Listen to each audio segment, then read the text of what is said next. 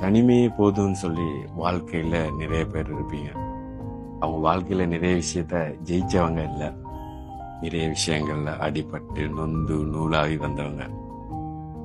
வாழ்க்கையும் ஒரு பக்கம் போய்கொண்டிருக்கு, நம்மளுடைய வாழ்நாட்களும் ஒரு பக்கம் போய்கொண்டிருக்கு. எப்பயுமே சில பேர் நம்மளோட வாழ்க்கைக்குள்ள விளையாடுறதுக்குன்னு கொஞ்சம் பேர் வருவாங்க இல்லையா? உனக்குத்தான் என்ன யோசிக்கிறா சிரிக்கிறேன் இல்ல கேட்டுக்கொண்டு வாழ்க்கையில சில பேர் வரும்போதும் சந்தோஷமா தான் வந்திருப்பாங்க. சில பேர் நம்மளோட வாழ்க்கையை விட்டு போகும்போதும் சந்தோஷமா தான் போயிருப்பாங்க. நம்ம மட்டுமே என்ன கவலைப்பட்டு கண்ணீர் சிந்தி அல்லது டிப்ரெஷன். இந்த டிப்ரெஷன் யாரால?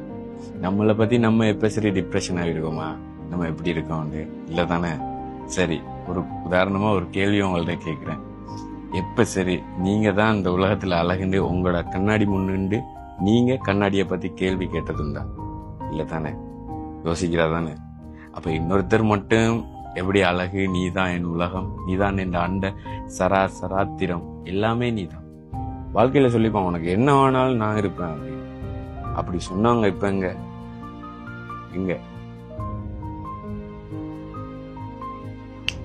நான் சொல்றது சரிதானே? சரியா இருந்தா கமெண்ட் பண்ணு. தேங்க்யூ.